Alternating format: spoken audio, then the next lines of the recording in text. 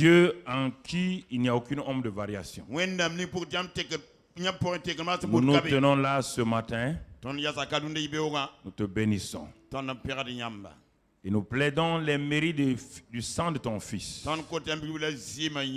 Parce que nous savons que, Seigneur, en lui, il y a la sécurité, la victoire. Père, merci pour le Saint-Esprit, l'Esprit de vérité qui nous conduit dans ces moments-là. Que toute la gloire, la louange, l'honneur te soit donné, Père, au nom de Christ Jésus. Amen. Amen. Asseyez-vous dans sa présence. Gloire à Dieu. Nous sommes encore dans les 30 jours de prière, de supplication et de jeûne volontaire.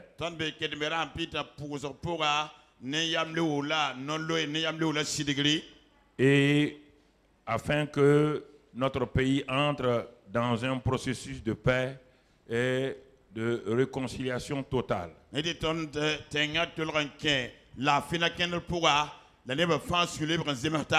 C'est à la 3e semaine de prière que réellement Dieu a montré qu'il est un Dieu de grâce et de bonté.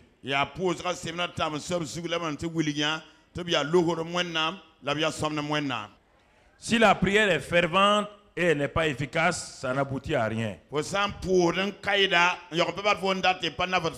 Et c'est pourquoi nous continuons à prier afin que le Dieu de grâce vraiment nous conduise.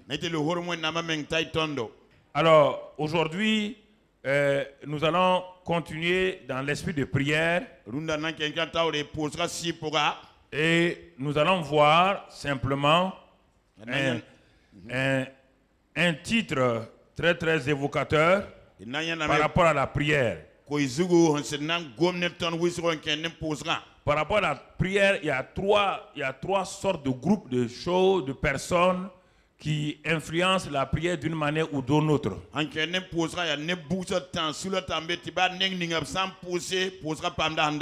ce matin, nous allons voir les opposants,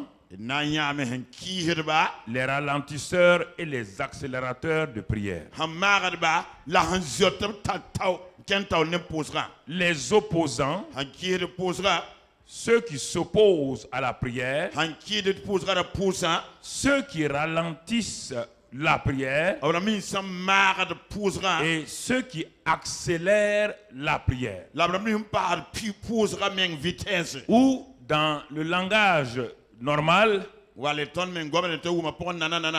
il y a dans votre vie des choses qui s'opposent à vous,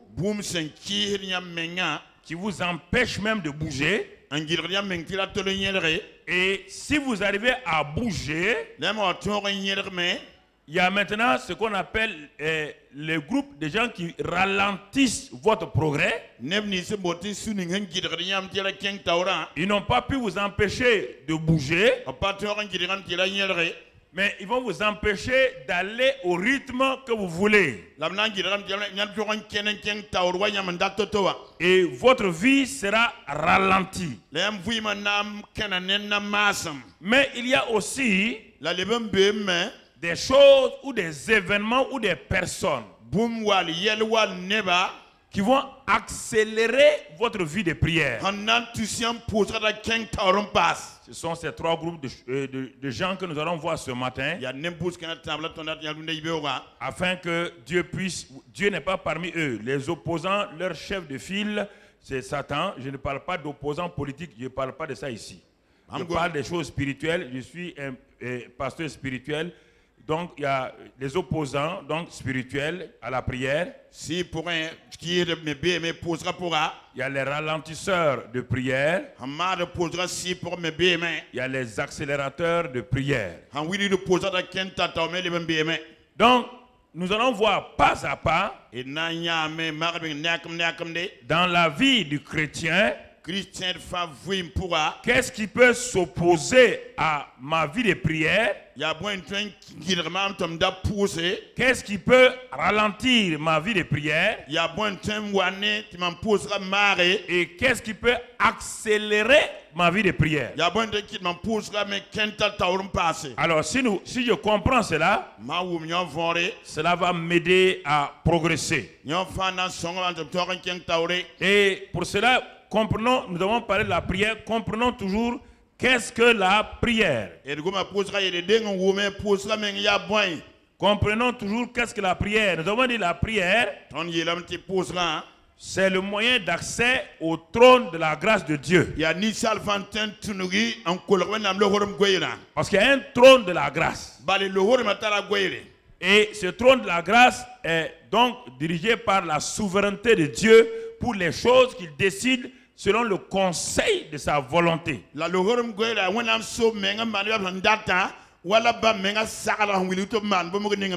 Hébreux 4, verset 16, nous voyons cela. Il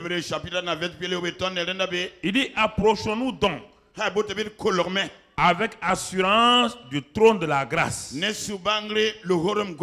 afin d'obtenir miséricorde et de trouver grâce pour être secouru dans nos besoins. Cela veut dire ici que Dieu, qui est assis sur le trône de la grâce, bien que ce soit le trône de la faveur divine, le trône de la capacité divine, il te dit à toi et à moi que lui ne fera rien si je ne décide pas de m'approcher de lui par le moyen de la prière afin d'être secouru dans mes besoins. On l'a dit le dimanche passé, quand Dieu a créé Adam et Ève, ils ne priaient pas. Ils vivaient dans la communion avec Dieu.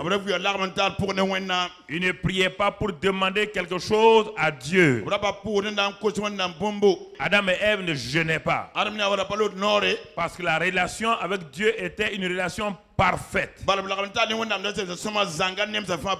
Mais dès le moment où le péché est entré, Dieu dit, je vous ai béni. Mais ma bénédiction ne semblait pas vous satisfaire. Désormais, je vais mettre entre vous et moi un moyen que vous-même vous allez choisir. Tout ce que vous voulez désormais maintenant, vous allez m'adresser la prière. Puisque moi je vous avais donné de bonnes choses, vous avez pensé que c'était inutile. Je décide maintenant, concernant vos besoins, de ne plus agir souverainement. Bien que je sois assis sur le trône de la grâce, je vous demande à vous-même de venir au moyen de la prière, de vous approcher de moi et de m'exposer vos besoins afin d'être secouru. Ah, les choses ont changé. Et depuis ce temps-là, le psaume 65 verset 3 dit, oh toi qui écoutes la prière, tous les hommes viendront à toi. Depuis ce temps-là, Dieu s'appelle le Dieu qui écoute la prière. C'est un des noms composés de Dieu. Oh toi qui écoutes la prière, tous les hommes sans exception viendront à toi. Il n'en était pas ainsi au commencement. Alors si tu veux savoir et si tu veux avoir les choses, Dieu te montre le chemin de la prière. Jésus-Christ lui-même était dans la prière continuellement. Depuis son enfance, il priait. Il priait. Vous croyez que pendant 30 ans, Jésus passait le temps à être apprenti menuisier? Il savait pourquoi il est venu sur la terre. Il a préparé cela pendant 30 ans. C'est à 12 ans qu'il révèle à Marie et à Joseph, il dit, il faut que je m'occupe des affaires de mon père. De 12 ans à 30 ans, il a passé 18 années de prière pour préparer 3 ans et demi de ministère.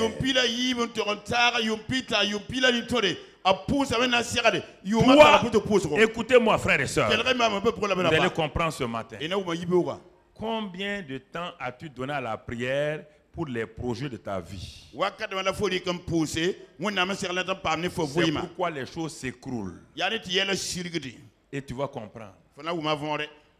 Celui qui est le Fils de Dieu, il s'est dépouillé pour devenir fils de l'homme. Pour prier. Pour prier. Pour 3 ans et demi de ministère. 18 ans de prière. Pour 3 ans de prière. Chaque année de prière, chaque année du ministère lui a coûté 5 ans et demi. C'est pourquoi il ne pouvait pas être ébranlé. C'est pourquoi il sortait dans la présence de Satan avec efficacité. Et même là encore, les gens se sont fait baptiser dans l'eau. Il y avait une file de gens qui partaient pour se faire baptiser. Des milliers de gens se faisaient baptiser par Jean-Baptiste. Ils allaient un à un. Mais quand le tour de Jésus est arrivé, il était dans la queue des nouveaux candidats du baptême. Quand un candidat est baptisé, il s'en va, il s'arrête de côté. Il regarde les autres. Mais quand Jésus est arrivé et que Jean-Baptiste l'a baptisé, quand il est sorti, il a été différent des autres. Tout de suite, il a prié. Et le ciel s'est ouvert. Alors mon frère, tu veux que le ciel s'ouvre sur ta vie? Tu ne connais pas la génoflexion. Tu ne connais pas la génoflexion. Tes genoux sont lisses. Tu ne connais pas de génuflexion. Les cieux restent fermés. Les seins restent fermés. Tous tes projets restent fermés. Ton ministère reste fermé. Parce que c'est la prière qui enfante les projets. C'est la prière qui enfante les prophètes. C'est la prière qui enfante les apôtres. C'est la prière qui enfante les fils de Dieu. C'est la prière qui enfante les grandes choses. Alléluia. Et quand ces choses sont enfantées, ces choses deviennent inébranlables. Parce que la prière les a enracinés dans le sol de puissance du Saint-Esprit. Alors frères et sœurs, regarde-le. Le matin, il priait. La nuit, il priait. Tout le temps, il priait. Il savait que le secret de la vie de l'homme sur terre, c'est la prière. Alors, qu'en est-il de toi aujourd'hui? Aller faire des campagnes d'évangélisation, crier sans une vie de prière, c'est du verbiage. C'est pourquoi les gens qui sont convertis ne restent pas. Faire de la gymnastique, crier, crier, crier, les gens seront émus. Ils vont venir à l'église. Mais regarde, 6 mois plus tard, ceux qui sont venus, la moitié est déjà partie. Ils n'ont pas été enfantés par la prière. Ils n'ont pas été enfantés par la prière. La prière ouvre les cieux. Si la prière ouvre les cieux, la prière ouvre les entrailles stériles. La prière ouvre tous les projets bloqués. C'est par le moyen de la prière. Et ce matin, tu vas comprendre cela.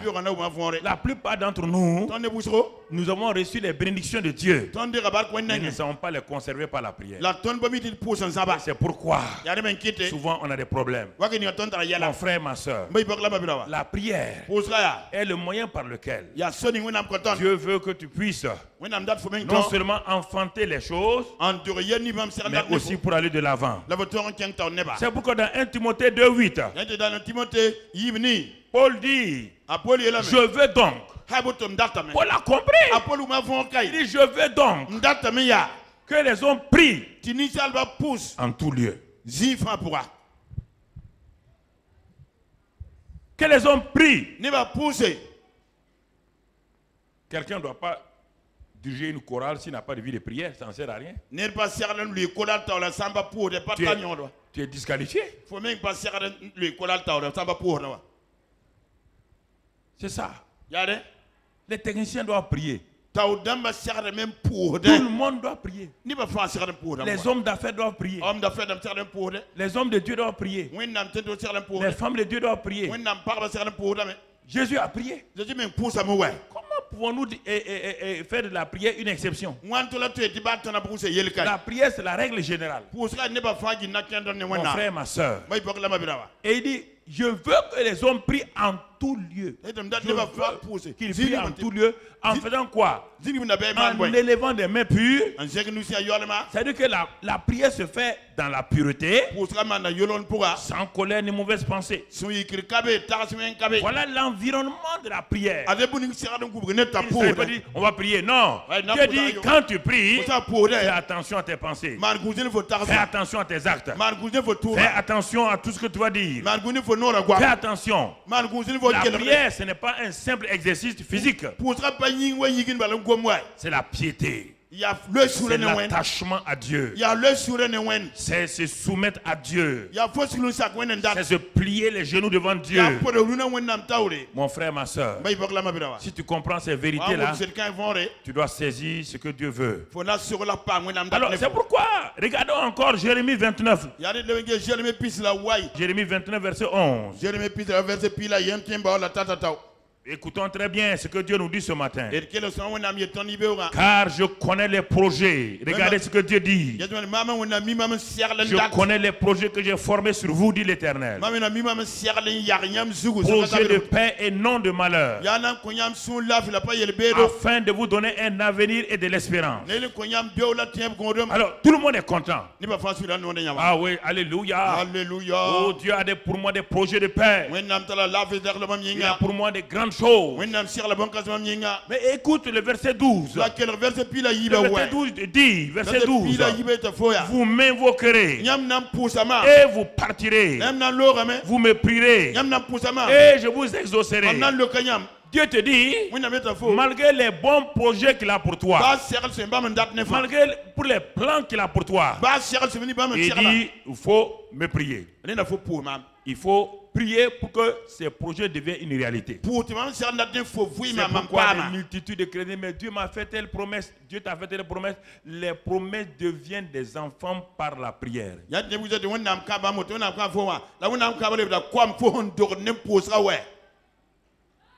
Écoute, ça c'est ce que Dieu a dit les 70 ans. Mais quand les 70 ans sont arrivés, qui a prié? Qui a prié? Quand les 70 années, ça c'est quand on les envoyait en esclavage à Babylone. Quand les 70 années arrivaient et à leur fin, là, ils ont dormi? Non, il y a quelqu'un qui a compris. C'était Isabelle qui? Eh, très bien, vous avez suivi les leçons des semaines passées. Daniel a dit Alléluia. 70 ans sont venus. Qu'est-ce qu'il a fait? Daniel a prié. Parce qu'il sait. Il sait que Jérémie a dit que les projets que Dieu a pour nous là ne peuvent être réalisés qu'à travers la prière. Est-ce que vous comprenez? Vous traînez les promesses de Dieu 20 ans derrière vous et ça ne se passe pas. Pourquoi?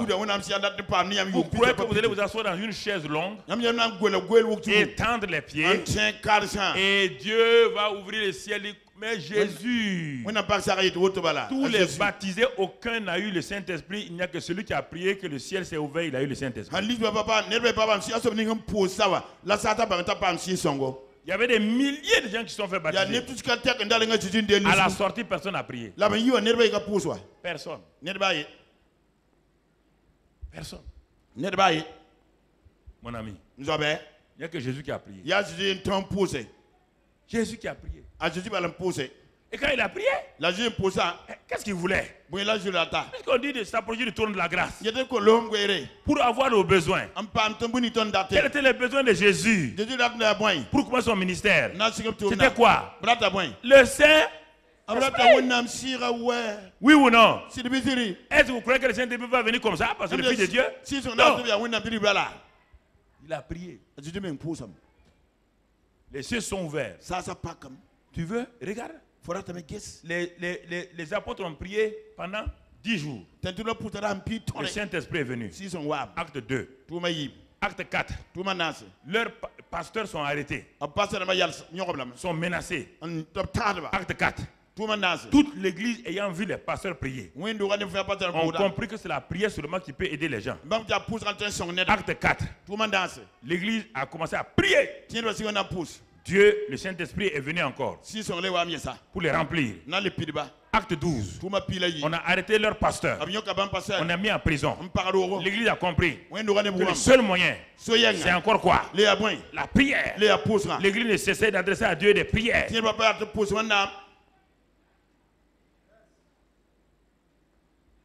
Aujourd'hui, il y a des pasteurs, si on arrête de mettre en prison, il va rester en prison parce que l'église va commencer à critiquer, à diffamer, pas prier. Qu'est-ce qu'il a fait même? On l'a mis en prison comme ça. Là. Vraiment, hein? Ça c'est quel pasteur ça? On l'a mis en prison. Ils ne vont pas prier. Non. Dieu te dit, mais qui t'empêche de prier? Vous tous là, Dieu te dit, nous prions déjà, gloire à Dieu. Certains ne prient pas. Qui t'empêche de prier? L'opposant là qui est derrière toi. C'est lui qui te dit que tu ne dois pas prier, que c'est trop.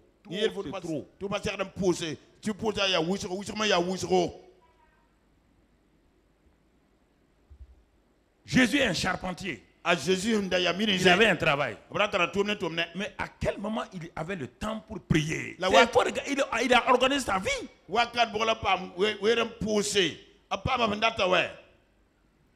C'était pas un chômeur. Il aidait Joseph à faire le travail de charpentier. Ça veut dire que ses heures étaient occupées. Non, il a regardé les heures qui étaient disponibles pour Dieu. C'était le matin de bonheur. C'était la nuit. Et c'est pourquoi il priait en ce temps. C'est pourquoi il a été tout le temps exaucé. On l'a vu cela dans Hébreux 4, on l'a vu que par des pleurs, des cris, des larmes, Jésus a été exaucé. Où sont les traces de larmes dans tes prières? Vos yeux sont secs. Où sont vos larmes? Les prières avec larmes, où c'est?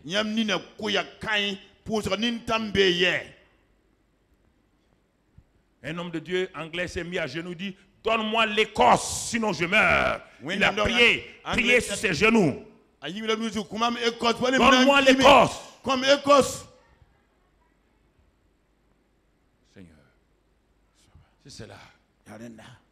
Ce sont ceux qui intercèdent, qui mettent au monde les choses qui sont durables. Ce sont ceux qui prient, qui enfantent des choses qui sont extraordinaires. Ce sont ceux qui prient et qui jeûnent, qui affectent ce monde-là de façon durable. Frères et sœurs, c'est important. Si tu comprends cela, c'est pourquoi Dieu dit dans Hébreux 11, verset 6, il dit, mais Il dit que sans la foi, il n'y a rien, on ne peut pas être agréable à Dieu, impossible d'être agréable à Dieu. Car il faut que celui qui s'approche de Dieu, dans la prière. Donc on voit encore, Dieu demande de nous approcher de lui dans la prière. Il doit croire que Dieu est. Je n'aime pas le mot existe. Dieu n'existe pas. Dieu est. Et qu'il est le rémunérateur de ceux qui le cherchent. Et regarde ici. Dieu récompense qui? Ceux qui s'approchent de lui dans la prière. Il rémunère ceux qui s'approchent de lui dans la prière. Mon ami, mon frère, il faut comprendre les voies de Dieu. Il faut comprendre les voies de Dieu. Cette église est née dans la prière. J'avais une salle de prière. Et c'est là où je priais. Je travaillais. Mais c'est en ce moment que le Burkina a commencé le samedi chômé. On travaille au Burkina le samedi. Donc, voilà, c'est en 76 que le gouvernement a décidé que le samedi est chômé et qu'on travaille 5 jours dans la semaine. Donc le vendredi soir quand je venais, j'avais ma salle de prière. Je m'enfermais là-bas à 22h. 22h. C'est là-bas que j'ai amené les premiers convertis avec moi. Je ne connaissais pas grand chose, mais je savais qu'il fallait prier. Et dans ce temps de prière-là, une nuit, à une veillée, veillée personnelle, j'étais déjà directeur de service. À une veillée de prière, j'ai amené mon premier nouveau converti. 22h, 23h, 24h, 1h du matin, 2h du matin, on criait à Dieu, à genoux seulement. On ne savait même pas qu'il fallait s'arrêter pour prier. Pour nous, s'arrêter pour prier était un péché. À l'époque, on était à genoux. Même si on a mal au dos, on est à genoux. Vers 2h du matin, la gloire de Dieu a commencé à venir dans la chambre. Comme une lumière jaunâtre, comme cela. La gloire de Dieu a rempli la chambre de prière. La gloire de Dieu descendait. Le frère et moi, on était complètement aplatis. Et la gloire de Dieu est venue s'arrêter à environ 50 cm au-dessus de nous. La maison était remplie. Un silence solennel. Mais une présence glorieuse. On dirait que nos corps vont brûler. Vous entendez? C'est là-bas que ce que vous êtes aujourd'hui, c'est là-bas dans cette petite salle-là que vous avez été enfanté. Tu entends? Cette gloire-là est restée pas plus de 10 minutes. Parce que plus de 10 minutes. Je me demandais si nos corps pouvaient supporter. C'est comme l'électricité. Après, la gloire s'est levée. Doucement. Et c'est parti. La chambre est devenue noire. Mon frère, ma soeur. C'est cela. Frères et sœurs, l'enfantement des choses par la prière. Tout ce qui a été enfanté par la prière dure. Frères et sœurs, il y a des choses que Dieu donne comme bénédiction. On n'a pas besoin de prière peut-être pour ça. Dieu donne l'argent comme bénédiction. Dieu donne un bon travail comme bénédiction. Il en donne au monde partout. Ça, c'est, frères et sœurs, c'est ça qui peut vous tromper. Ça peut vous leurrer. Ça peut vous leurrer. Ah, Dieu m'a béni. Alors, et alors, il t'a béni, tu ne plies jamais genoux devant lui. Il t'a béni, tu n'enfantes rien. C'est ça. Les Quakers en Allemagne. Ils ont commencé le mouvement. L'Allemagne, je rends grâce à Dieu pour les Allemands. Grâce à la prière de Luther. Luther a enfanté tout ce qu'on appelle le monde évangélique. Luther a enfanté le monde évangélique. Il était seul. Tout le monde était contre lui. Mais Luther était à genoux. Il criait. Et c'est des entrailles de Martin Luther qui est sorti le monde évangélique. Alors, s'il avait refusé de crier à Dieu, s'il avait refusé d'élever la parole de Dieu, où serons-nous? C'est la prière qui enfante les choses durables. La prière va enfanter ton avenir de façon durable. Ça, c'est important que tu comprennes. Que tu comprennes. Alors, nous allons faire un cas pratique. Donc Dieu écoute la prière. Non seulement il écoute la prière, et il nous dit que les choses ne peuvent pas changer sans la prière. Alors nous allons voir maintenant les acteurs humains, donc comme on a vu, opposants, ralentisseurs et accélérateurs. Pour cela, on va faire une étude de cas dans 1 Samuel. On va faire une étude de cas. Le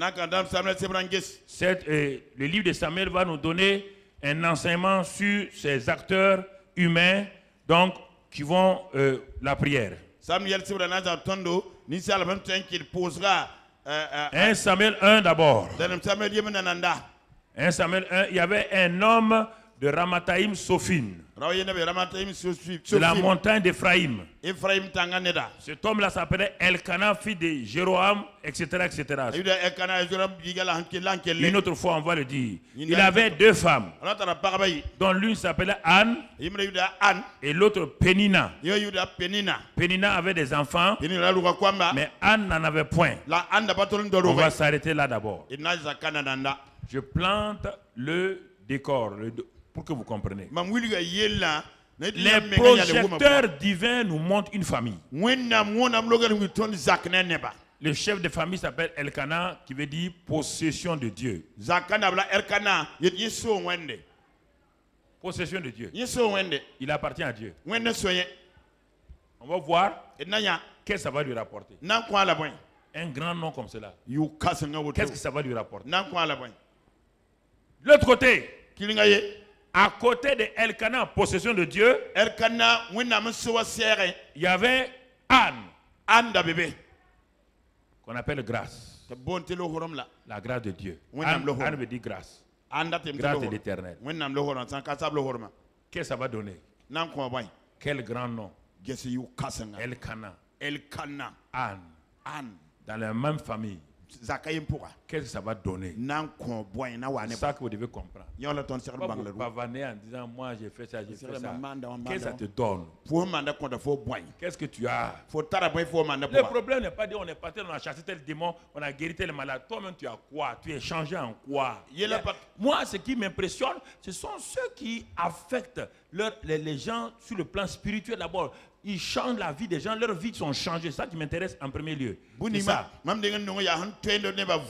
Leurs vies sont changées. Ils ne vivent pas dans le péché. Ils ne sont pas vaincus par le péché. C'est ça les vainqueurs.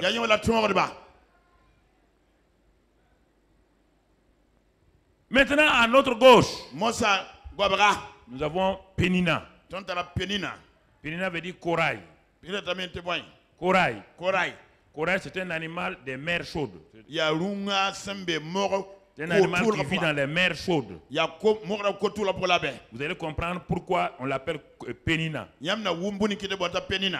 Donc une famille de trois personnes adultes.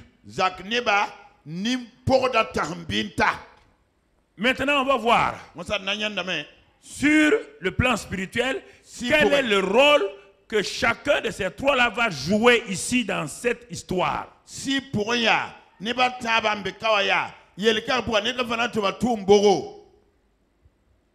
Elkana, un homme riche, prospère, un homme béni. Il appartient à Dieu. Tout ce qui appartient à Dieu est béni. Mais attendez. Mais on va voir. Et il se contente de ça. Je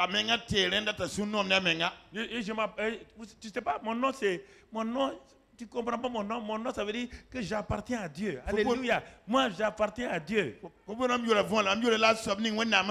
Alléluia. Mais nous aussi, nous appartenons à Dieu. Nous avons été rachetés par le sang précieux de Christ. Et nous appartenons à Dieu. Mais on va voir si on vaut mieux que Elkanah. Nous appartenons à Dieu. Nous sommes le bien de Dieu. Mais ce n'est pas suffisant. Ce n'est pas suffisant. Regardons-le. On prend Elkanah d'abord, on va développer avant de venir à Anne et Pénina.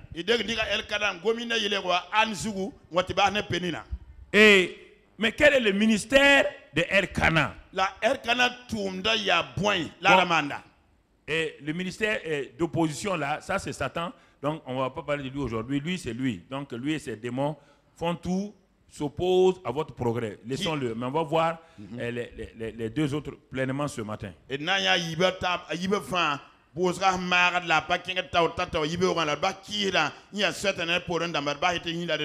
Regardons maintenant le verset 3. Chaque année, cet homme montait de sa ville à Silo pour se prosterner devant l'Éternel des armées et pour lui offrir des sacrifices. Là se trouvaient les deux fils d'Élie, Ophni et Phiné, sacrificateurs de l'Éternel. Arrêtons-nous aussi pour voir Elkanah. Il s'appelle possession de Dieu. Donc Dieu l'a béni. Il a tout. Regardez sa vie spirituelle. C'est un homme religieux simplement. Quand on dit un homme religieux, ça veut dire quoi? Un homme qui saupoudre sa vie d'un peu de religion. Mais on ne voit pas quelque chose qui affecte sa propre vie. La Bible dit chaque année. Silo c'est quoi? Ça veut dire envoyer. C'est là-bas qu'on a pris l'arche de l'Éternel, on est parti placer à Silo. Donc la présence de Dieu était à Silo. Mais écoutez, parce que le problème, vous allez vous laisser séduire par le fait qu'il va à Silo. Mais il allait à Silo combien de fois? À Silo, il partait chaque année. Donc, Elkanah était un simple pèlerin.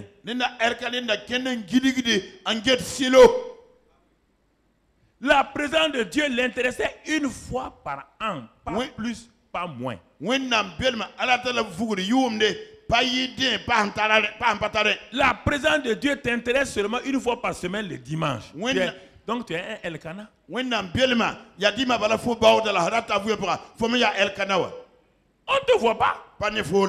Tu es un homme religieux, une femme religieuse. Elkanah. Le reste, il s'occupe de ses affaires. Non, vous savez, Dieu m'a béni. Hein? Je dois faire ça. Je dois faire ça. Ok. Mais pour apaiser sa conscience, chaque année, il rassemble des choses. Il prend sa famille et ils vont à Silo. Mais regardons à Silo ce qu'il va faire. Est-ce qu'il rentre? À Silo, il y avait le temple où il y avait l'arche. Regardons même là-bas, il va à Silo là. C'est pourquoi? Il arrive à Silo. Regardons mon frère le verset 4. Si on peut remonter le verset. Le jour où Elkanah offrait son sacrifice, il partait là-bas pour faire quoi? D'abord, reviens au verset 3. Verset 3. Il partait pour se prosterner devant l'Éternel des armées et lui offrir des sacrifices. Mais il y a une phrase là. Là se trouvaient les fils d'Élie. Ça veut dire quoi? Elkanah, possession de Dieu, partait à Silo pour prier. Mais là, regarde là-bas. le pays était en crise spirituelle. Pourquoi ce morceau de phrase vient faire ici? Brusquement, qu'est-ce que le morceau de phrase vient faire quoi? C'est un cheveu dans la soupe. Là se trouvaient les deux filles. Ça se trouvait. On te demande quelque chose. Voici un homme qui est possession de Dieu, qui est censé affecter le pays. Parce que le pays est dans une crise spirituelle. Parce que là-bas, ceux qui dirigent donc le temple là, leur vie spirituelle, ça ne va pas. Ils vivent dans toutes sortes de péchés. Et l'homme qui appartient à Dieu là, et dont sa femme s'appelle Grâce, s'en vont à Silo. Ils s'en vont chaque année. Mais une journée de prière ne peut pas affecter la vie spirituelle de toute une nation.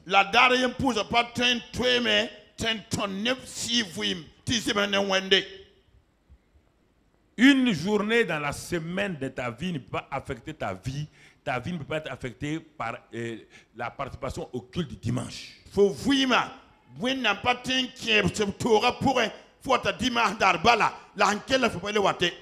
C'est dommage.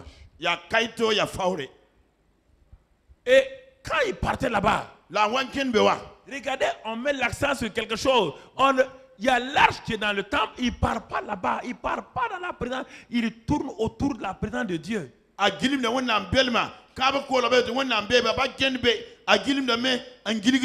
Il a peur de la présence de Dieu comme plusieurs. Il a peur que Dieu lui dise, Elkana, comme le jeune homme riche, laisse maintenant tes richesses et viens me servir car tu m'appartiens. Il a peur d'entendre ça. Donc il prie loin de l'arche.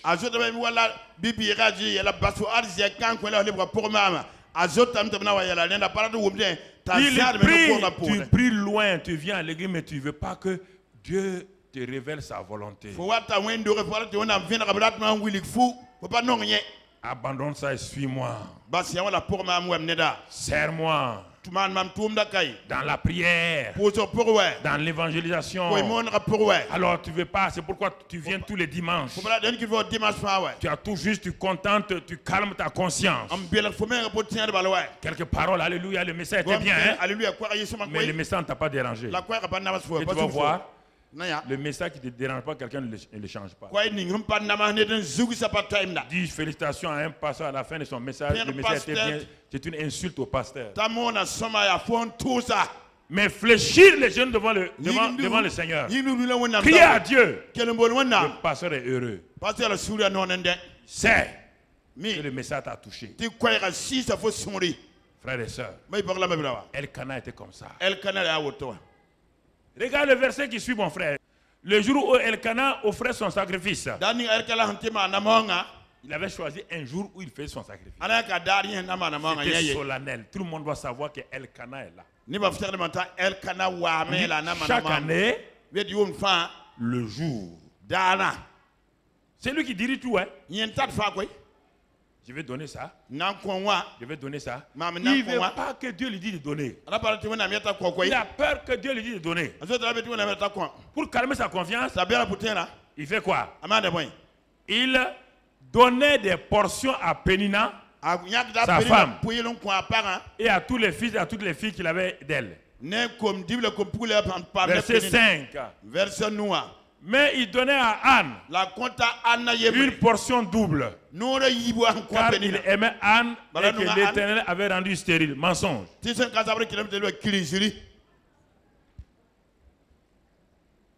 Elkana ne priait pas. Tu vas voir Anne, elle ne prie pas.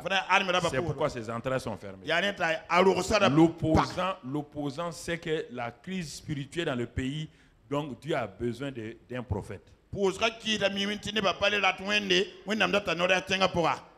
a besoin d'un prophète. Dieu a déjà choisi les instruments. Mais Satan va les empêcher. Il va les flatter pour être dans le religieux. On va aller au pèlerinage de Silo. J'ai choisi le jour où je fais mes sacrifices. Je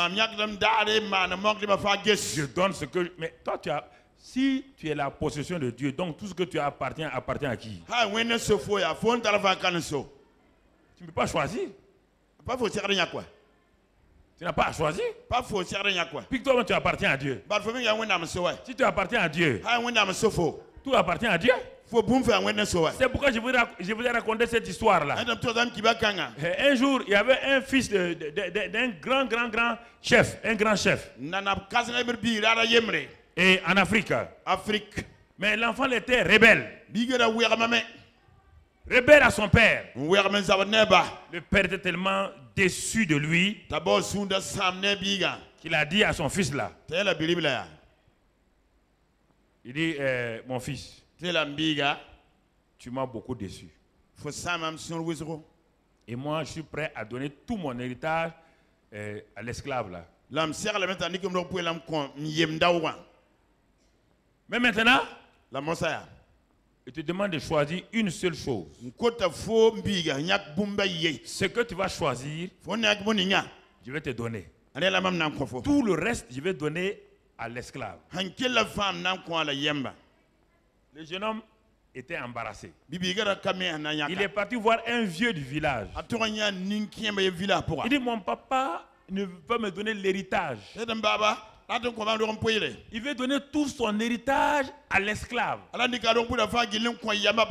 dit à moi de choisir une seule chose et il va me donner ça. Le vieux lui a dit, ce n'est pas difficile. Choisis l'esclave. Si tu choisis l'esclave, l'esclave et ses biens vont t'appartenir.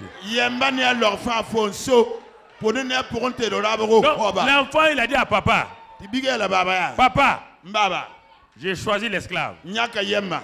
Son père a ri. C'est un vieux qui t'a dit ça.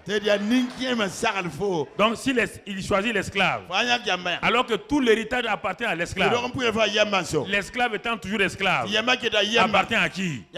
Au jeune homme. Donc les biens de l'esclave appartiennent à qui? Au jeune homme. C'est cela, frères et sœurs. Frère, ouais, c'est une leçon qui correspond à notre leçon de ce jour. Si vous appartenez à Dieu, tout ce que vous avez appartient à Dieu. Il ne faut pas retarder les choses. Quand Dieu dit de faire comme ça, on ne peut pas dire on va attendre le bon moment. Il n'y a pas de bon moment avec Dieu. Ça n'existe pas. Il n'y a pas de bon moment. Quel est le bon moment où Barnabas a choisi pour vendre sa maison pour venir donner?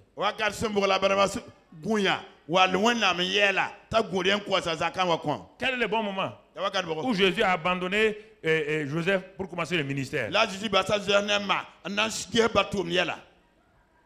Quel est le bon moment? C'est maintenant. C'est now. C'est le now. Maintenant. Maintenant. Le temps du salut. Il ne faut pas avoir des réflexions. Quand Dieu me dit de faire quelque chose, moi je fais maintenant. Je n'attends pas demain. Parce que les temps de Dieu et les temps des hommes sont différents. Les temps de Dieu, il n'y a aucune crise dans un temps de Dieu. Mais les hommes regardent, il y aura crise, peut-être il faut faire attention. Bon, je vais faire ça, mais peut-être il y a une crise devant. Mon ami, est-ce que tu sais que c'est dans les temps de crise que Isaac a été élevé? Oui ou non? Isaac a été élevé quand il a semé dans l'arbre. Quand il a semé dans l'arbre, famine. C'est pas quand tout allait bien. Bon, ok. Continuez à garder. Attendez votre volonté. C'est ça qu'Elkana faisait. Et puis il donnait, comme il aime Anne là, il donne double portion là-bas. À Pénina, il donne quelques portions. C'est-à-dire, il fait des choses selon son cœur. Voilà. Il ne demande pas, il ne prie pas. Regardez frère, le verset 5 on l'a déjà lu je crois. Le verset 5, on l'a déjà lu. Mais il donnait à Anne une portion double. Car il aimait Anne que l'Éternel avait rendue stérile. Maintenant, on va passer à Anne. C'est mieux pour que tu comprennes. On n'a pas fini avec Elkanah, mais on va revenir. Mais tu as déjà vu, Elkanah est un ralentisseur de prière, oui ou non? Oui ou non? En donnant des doubles portions à Anne, est-ce que Anne va prier? Hein? Anne va prier. Tout le temps, son mari dit, c'est toi que j'aime. C'est toi ma chérie. Un faux consolateur comme ça. Est-ce qu'Anne va prier? Anne ne prie pas. Parce que son mari l'aime. Son mari lui donne tout ce qu'elle veut. Vous voyez le piège? Elkanah est un ralentisseur de prière. Par ses paroles et ses actes, il vous empêche de prier.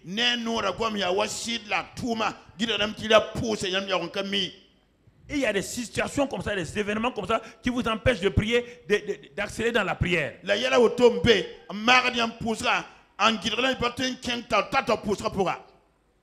Elkanah. Anne, nous sommes à Anne, la grâce, la faveur divine. Mais elle a un beau nom, mais elle est dans l'ignorance. Elle se contente des bénédictions que son mari lui donne. Il n'y a point en elle une soif de Dieu. Quand il n'y a pas de soif de Dieu en vous, n'importe quoi qu'on vous propose, vous êtes satisfait. Vous êtes satisfait. Vous êtes en communion avec Elkanah. Elkanah n'a pas de vie de prière. Sauf qu'il va une fois par an pour calmer sa conscience. Dès le moment où possession de Dieu et grâce de Dieu sont ensemble, vous voulez qu'il fasse quoi? Ils trouvent déjà qu'ils sont bons. Ils sont sans péché. C'est le problème aussi des gens qui croient qu'ils sont saints. Dans l'église, ils ne progressent pas spirituellement. Ils deviennent dangereux. Ils ont un caractère de jugement. L'un s'appelle Elkanah, l'autre s'appelle Faveur. Mais ce couple-là, est-ce qu'ils ont besoin de prière? Quand tu veux parler un peu, si Dieu, la faveur de Dieu avec moi, la grâce de Dieu avec moi, regarde comment Dieu m'a béni. Est-ce que j'ai besoin de prière? Dieu nous a bénis. Ma femme et moi on est bénis. Ma femme et moi on est bénis. Il n'y a pas de problème. Pourquoi vous êtes comme ça même? C'est la jalousie. Es-tu satisfait? Es-tu satisfait? Tu as la joie parfaite. Anne était stérile. Qu'est-ce qui veut dire stérile ici? Sur le plan physique, ses entrailles étaient fermées. Il y a quelqu'un qui empêche Anne d'enfanter. Ça c'est sur le plan physique. La stérilité peut être aussi avoir un seul enfant et on attend un deuxième qui ne vient pas. La stérilité a plusieurs degrés. Mais j'ai dit que c'est la prière qui enfante. Mais les entrailles d'Anne sont là et Elkanah empêche Anne de prier.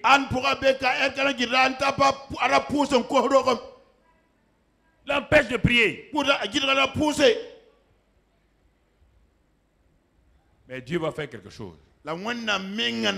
Dieu avait un besoin.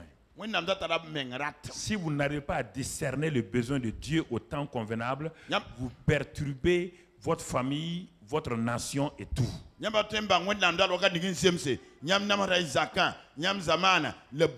Dieu regarde le pays. Il dit ça ne va pas. Quelque chose ne va pas ici. Élie et ses enfants et les sacrificateurs sont en train de perturber le pays. Et j'ai trouvé quelqu'un, Anne. Et j'ai trouvé un homme appelé Elkanah. Mais eux aussi, Ils ont les oreilles fermées. Ils ont les oreilles fermées à cause de leur richesse. Ils ont les oreilles fermées à cause des bénédictions. Leurs yeux sont tournés sur leurs bénédictions matérielles et financières. Leur travail, leur salaire. Ils ne m'écoutent pas. Dieu dit, alors je vais susciter un accélérateur de prière. Nous sommes dans ce mois, ce que je vous dis va s'accomplir si vous ne priez pas. Dieu va vous susciter un accélérateur de prière. Si vous refusez de vous soumettre à ce que Dieu veut volontairement. Et ce ralentisseur, accélérateur de prière n'est pas loin. C'est dans la maison qui s'appelle Pénina. Sa rivale. Tu entends? Sa rivale est où? Au dehors? Au dehors? Écoutez-moi, je vous fais une prophétie. Si vous croyez que c'est faux, dans les mois qui viennent là, vous allez le voir. Sa rivale, elle est où? Dans la maison. Là où il y a la grâce. Là où il y a la possession de Dieu. La rivale se trouve là-bas aussi. Sa rivale faisait quoi? Lui prodiguait des mortifications. Pour la porter à s'irriter de ce que l'Éternel avait rendu stérile. En réalité, Dieu ayant essayé de parler à Elkanah et à Grâce, ils ne comprennent pas. Dieu va susciter dans la même maison quelqu'un qui va accélérer, qui va mettre le feu.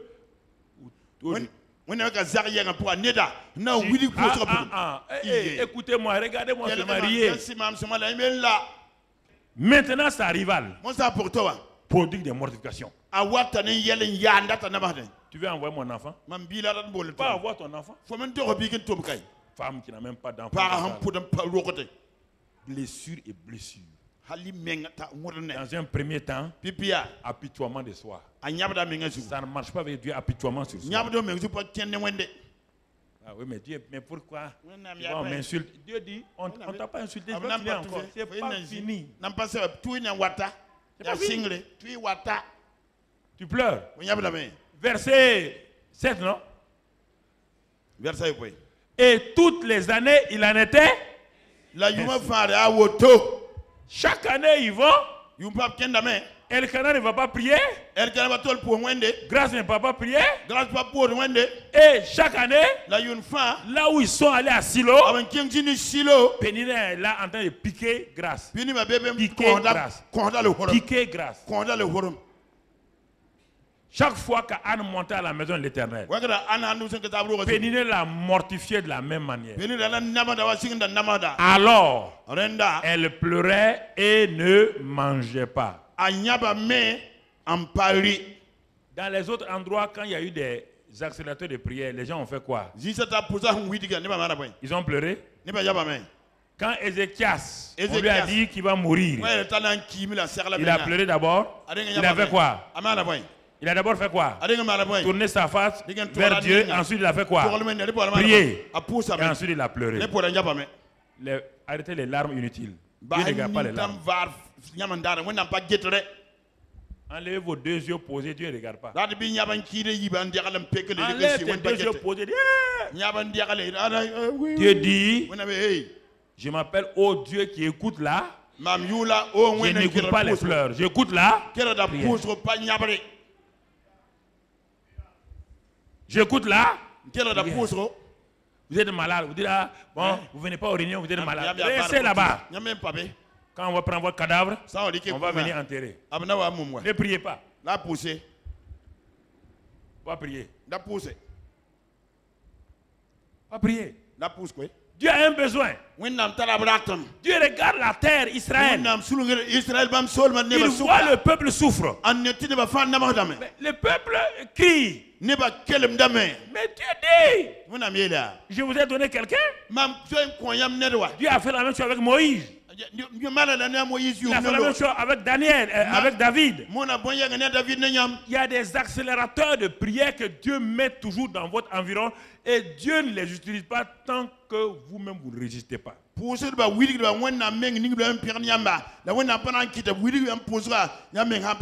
Parfois, l'accélérateur de prière, ce sont vos affaires qui commencent à crouler. Sans cause. Plus rien. Plus rien. Mais qu'est-ce qui arrive? Bon, qu'est-ce qui arrive? Je suis en train de te secouer. J'ai un plan pour toi. Toi, tu es au niveau A. Et moi, je vais passer au niveau B. Et c'est toi l'instrument. Je ne choisirai pas quelqu'un d'autre. Jusqu'à ce que j'ai fini tout avec toi. Le peuple gémissait. L'arche est à Silo. La présence était à Silo.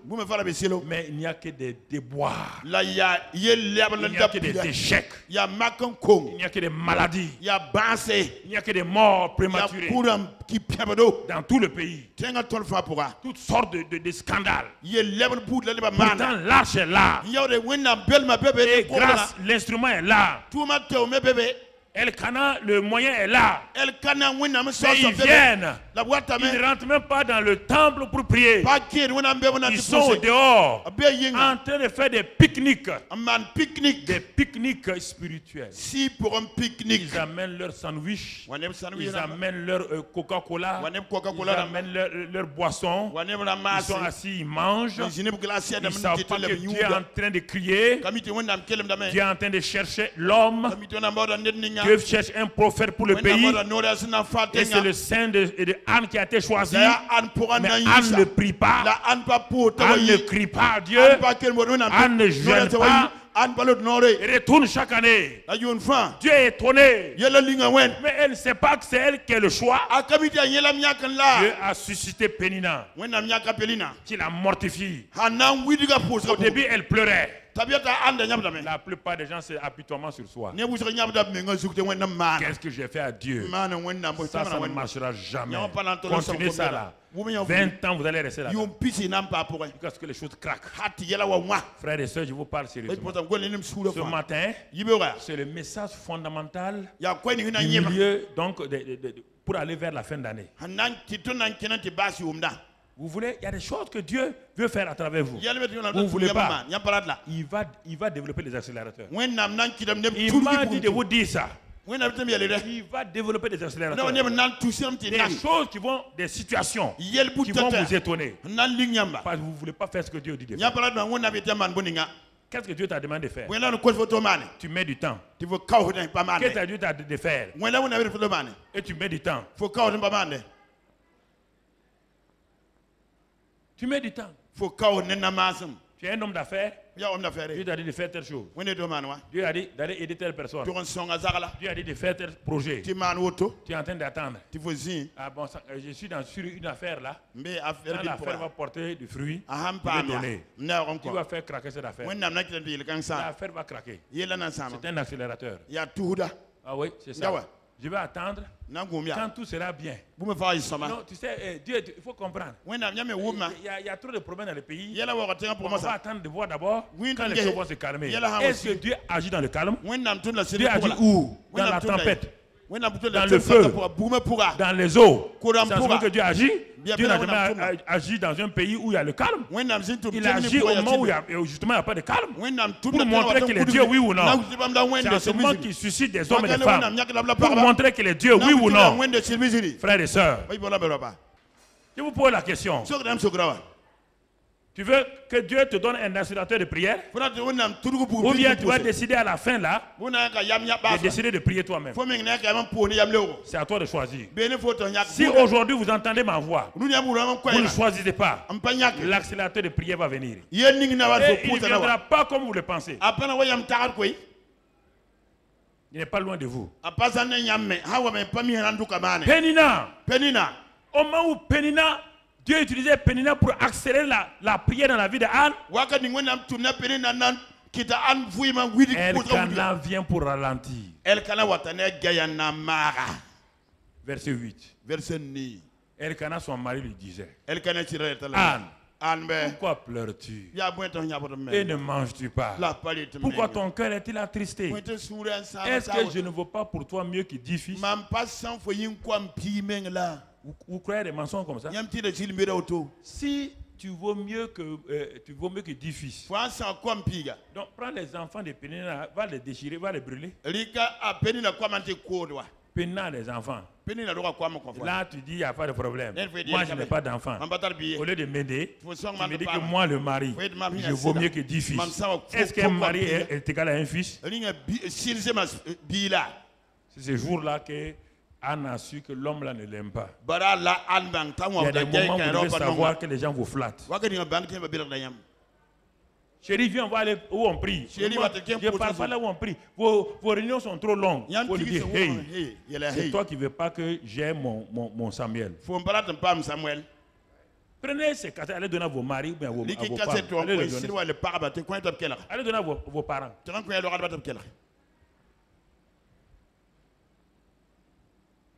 Mais je te donne l'argent, non? Je te donne une nouvelle voiture. Ça n'a qu'à payer 150 millions. Je m'en fous. Je veux mon enfant. Qu'est-ce que Rachel a dit? Rachel n'a pas d'enfant. Elle dit à Jacob, donne-moi mon enfant. Donne-moi mon enfant. Donne-moi mon enfant. Rachel dit à son mari, l'enfant vient de qui?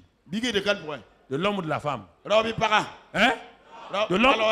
Il dit alors, tu as donné un enfant à ma soeur. Tu as donné un enfant même aux servantes. Et moi, tu dis que c'est moi, tu as travaillé pour moi 7 ans. Et tu ne me donnes pas d'enfant. Donne-moi mon enfant. Ah, dis-moi quoi? Donne-moi mon enfant.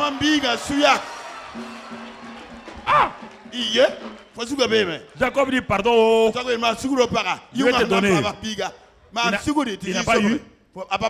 Elle n'a pas eu le meilleur fils. Ngao. C'est ça. C'est ça. Accélérateur de prière. Il ne faut pas laisser les maris se reposer. Ils ne veulent pas venir m'écouter moi ici. Je trouve que mes réunions sont longues. Tire-le, amène-le. Sigia. En bas, écoutez bien, on fait. Ils aiment les réunions où on ne dit rien. Monsieur le directeur, vous êtes venu à la réunion? Bonne arrivée. Il n'y a pas de directeur ici. Il n'y a pas de dictateur ni de directeur. Tu comprends? Si tu viens ici, là, tu es assis et tu dois mettre au monde les Samuels. Alléluia. Alléluia. Alléluia. Alléluia. Accélérateur de prière. Dis-moi avec moi. Accélérateur de prière. Accélérateur de prière. Alléluia. Mon frère, ma soeur. Ah? Anne dit, ah bon? Je croyais que tu m'aimais. Tu donnes des enfants à Pénina. Et tu me dis à moi que mais tu insultes ma raison.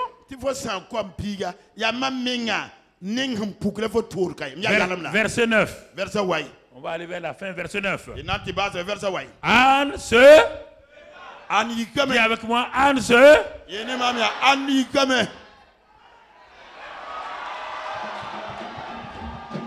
Anne se leva.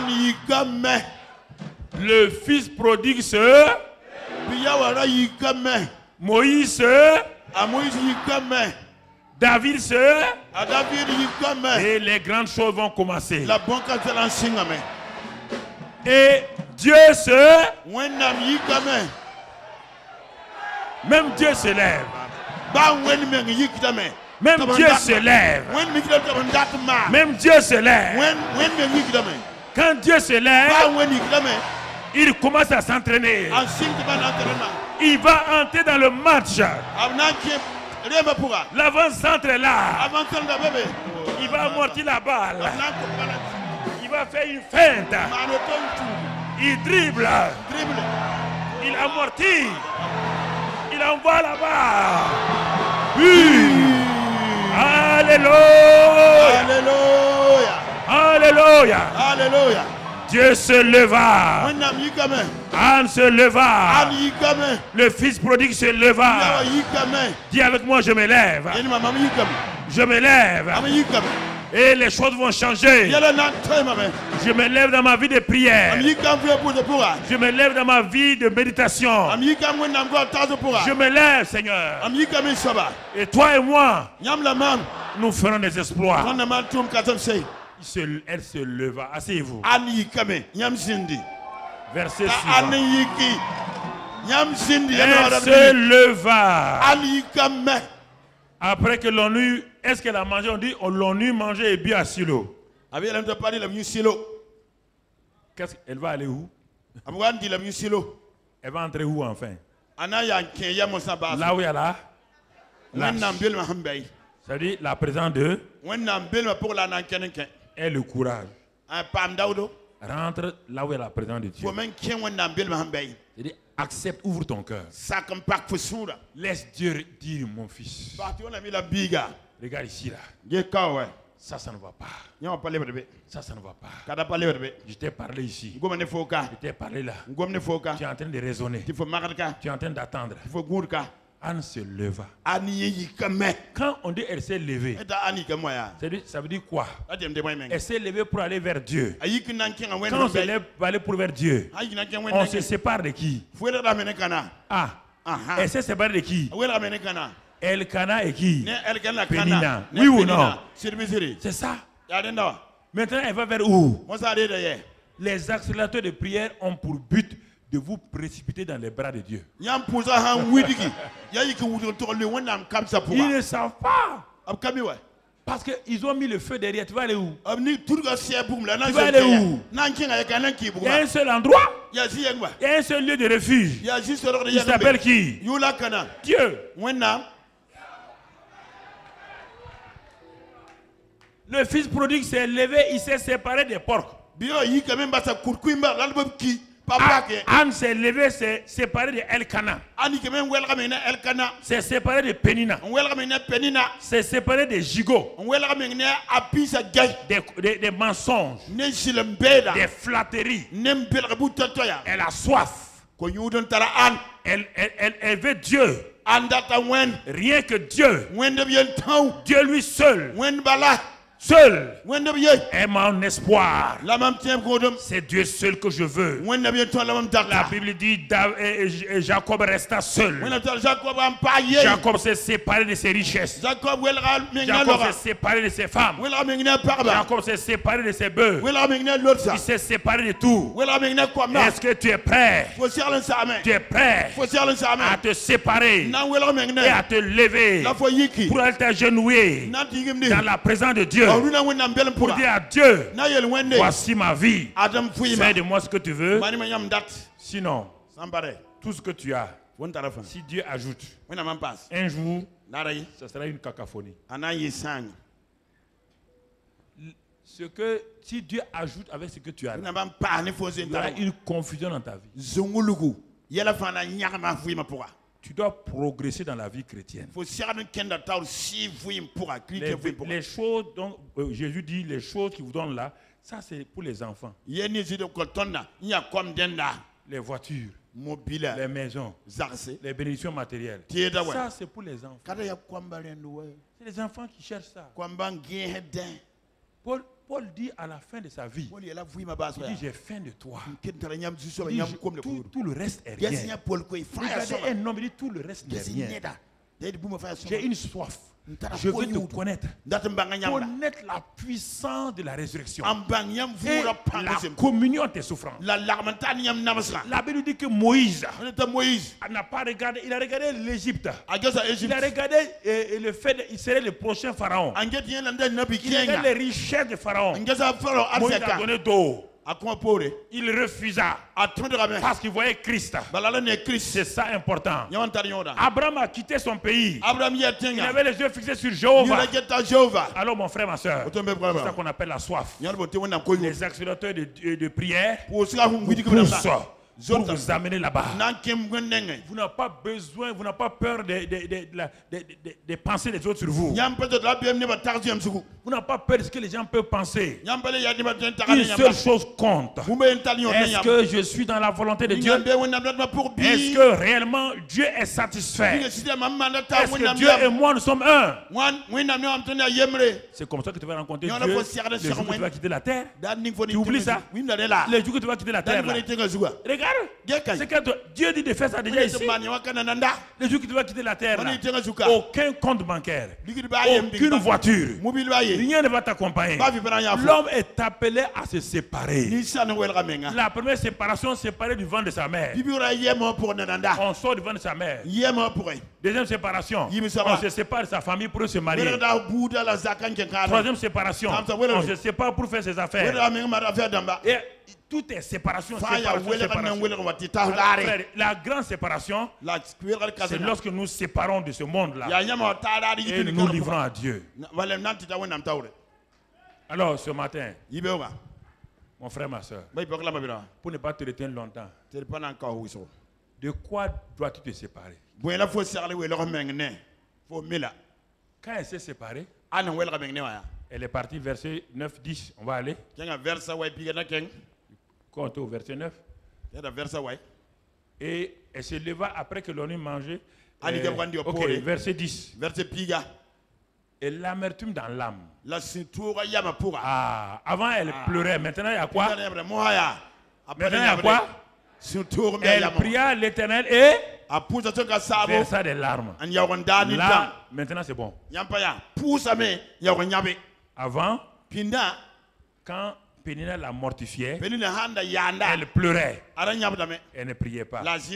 Mais quand elle s'est séparée de Pénina, elle s'est séparée de Elkana, elle est partie dans la présence de Dieu. Là où il y a l'arche, elle a commencé à prier Dieu. Et versa des larmes. Elle a prié Dieu et versa des larmes. Et dans ce temps, la partie importante de mon message, c'est maintenant. Quand tu oublies les choses de ce monde, quand elles commencent à faiblir, la lumière de Dieu commence à grandir. Ton âme commence à s'éclairer. Toutes ces choses qui te retenaient, tous ces faux plaisirs, tous ces désirs insensés qui satisfaisaient ton âme et qui te rendaient triste, s'évaporent. Et brusquement, Anne s'est rendue compte qu'elle voulait un enfant pour elle-même, pour que Pénina ne se moque pas d'elle, pour que Pénina ne l'insulte pas.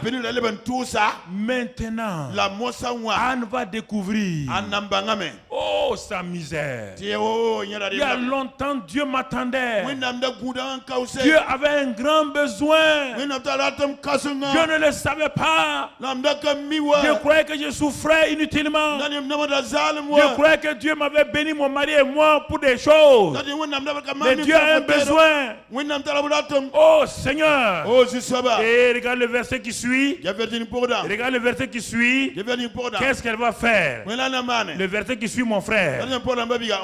Elle fit un.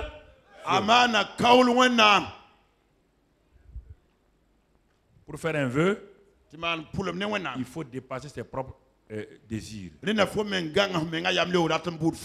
va s'engager dans un sacrifice. L'enfant tant désiré, la chose, la position tant désirée que tu veux, l'argent que tu veux, tout ce que tu veux, la gloire que tu veux, Dieu te pose la question ce matin. Tout ce que tu veux là, c'est le message de ta vie ce matin. Si tu ne saisis pas ça là, je ne sais pas quel message tu vas saisir. Tout ce que tu veux là, il y a un hôtel. Tu dois prendre ça, aller placer. Et elle était là face à face avec la présence de Dieu. Elle fit un vœu. Revenons en disant: Éternel des armées, si tu daignes regarder l'affliction de ta servante, et tu te souviens de moi, et n'oublie point ta servante, écoutez les mots, c'est ça. Et si tu donnes à ta servante, elle veut être un instrument, un enfant mâle. Écoutez, elle veut un enfant. Elle veut qu'on se moque plus d'elle. Elle veut que son mari soit satisfait. Elle prend la décision avant que l'enfant ne vienne dans ses mains. Revenons au verset, la suite du verset. Je le consacrerai à l'Éternel pour tous les jours de sa vie. Et il sera un Nazaréen, c'est-à-dire que le rasoir ne passera pas sur sa tête. L'onction va demeurer éternellement sur sa tête. Quelle prière! Rares de prières sont comme cela.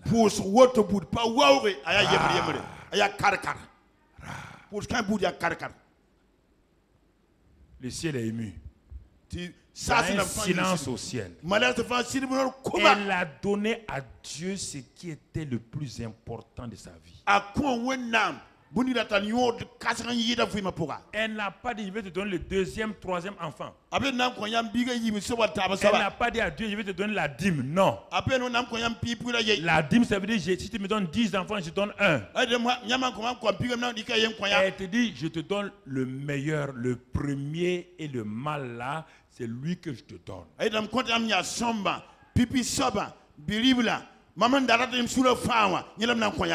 Que donnez-vous à Dieu? Quand Dieu vous parle, vous voulez diviser vos richesses pour donner une part à Dieu? Vous voulez diviser vos temps de prière, donner une seule part à Dieu? Ok, c'est bien. Mais mon frère, ma soeur, Israël était en train d'attendre. Le ciel dit alors, il a dit aux anges, le prophète est là. Enfin, quelqu'un a vu mon besoin. Quelqu'un a vu mon besoin. Quelqu'un a compris mon besoin. Dans ce temps difficile, qu'avez-vous compris? Qu'est-ce que vous entendez?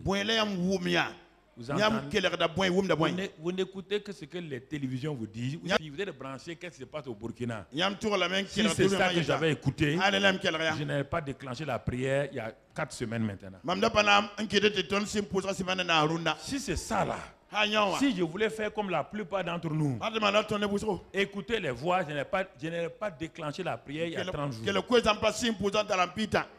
Je n'ai pas venu vous faire prier ici 30 jours.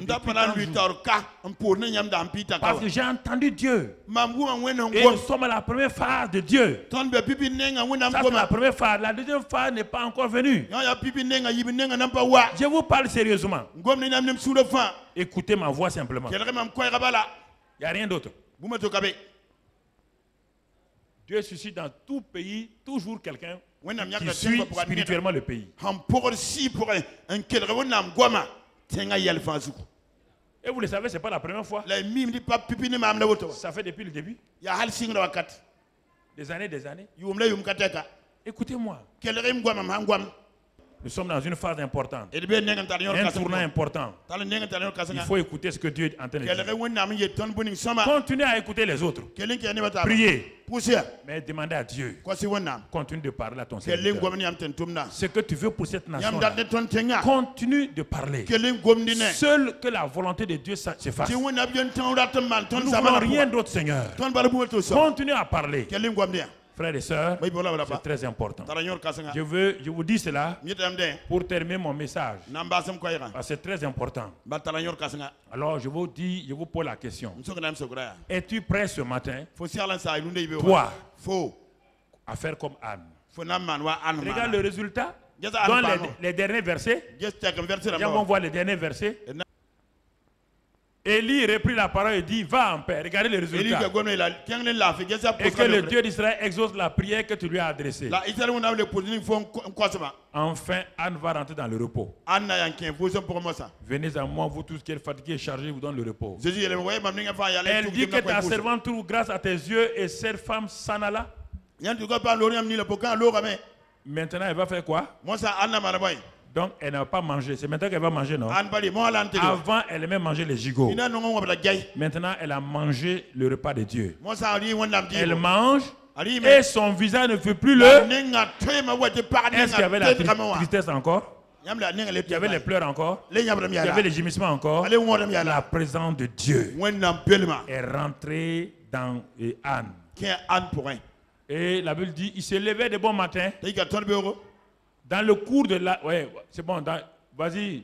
Elkana connut sa femme et l'Éternel se souvint. Et l'Éternel se souvint d'elle. Dans le cours de l'année, Anne devint enceinte. Et elle enfanta un fils qu'elle nomma Samuel, car dit-il, je l'ai demandé à l'Éternel. Toute l'histoire d'Israël. Écoutez-moi. Toute l'histoire d'Israël en Canaan là, va partir de cet homme là, va partir de Samuel. Vous voyez là, cette femme, elle a mal commencé, elle a bien terminé. Il a fallu qu'elle soit forcée pour bien terminer. Frères et sœurs, commencez bien, c'est fort. Mais terminez bien, c'est mieux. Écoutez-moi, je vais vous m'arrêter là, vous laisser. Si vous avez des oreilles dans tous les domaines, écoutez-moi. Ce que Dieu vous dit de faire, il ne faut plus retarder. Si Dieu vous dit de jeûner pour l'église, jeûnez. Si Dieu dit de faire un bâtiment, faites un bâtiment. Si Dieu dit d'acheter un moyen de locomotion, un car, achetez. Il ne faut pas attendre le bon, il n'y a pas de bon moment. C'est dans les moments difficiles que Anne a compris ce que Dieu voulait. Anne n'a pas dit on va attendre plus tard. En ce moment-là, frères et sœurs, nous allons continuer la prière tous les jours. Alors prie avec moi. Dis avec moi, Seigneur. Je suis comme Elkana. Il y a la grâce de Dieu en moi en même temps. Et ce matin, bien que je sois la possession de Dieu, je veux que ta grâce opère dans ma vie. Seigneur, je te remercie. Je te bénis. Parce que ce matin, je vais avoir faim et soif de toi-même. Sois ma priorité. Sois celui sur qui j'ai les yeux fixés. Car jusqu'à présent, j'ai voulu beaucoup de choses. Et tu m'as béni. Mais je suis insatisfait. Ma vie de prière n'est pas au top niveau. Je ne veux pas que tu suscites Pénina. Je me rends moi-même aujourd'hui. Je lève mes mains, je dis Seigneur, je m'abandonne. Car je ne veux pas Pénina. Car Pénina n'est pas obligatoirement de façon bonne. Pénina peut me faire du mal. Seigneur, me voici toi-même. C'est pourquoi tu m'as averti aujourd'hui avec ce message. Pour que ma vie de prière change. Qu'elle soit réveillée. Qu'elle soit enflammée. Et que je sois un intercesseur sur les genoux qui crient à toi jusqu'à ce que le ciel s'ouvre et bénisse ma vie. Et que je sois un instrument pour toi. Bénisse ma famille. Afin que ma famille soit un instrument pour toi. Bénisse ma ville, mon pays, mon continent et le monde. Seigneur, je ne veux plus rétrograder. Je me tiens là parce que je réalise que Seigneur, sans toi, il n'y a pas de victoire. Je m'étais appuyé sur ma force, sur ma capacité personnelle, sur mon intelligence, sur mes biens. Mais je vois que tout cela est rien.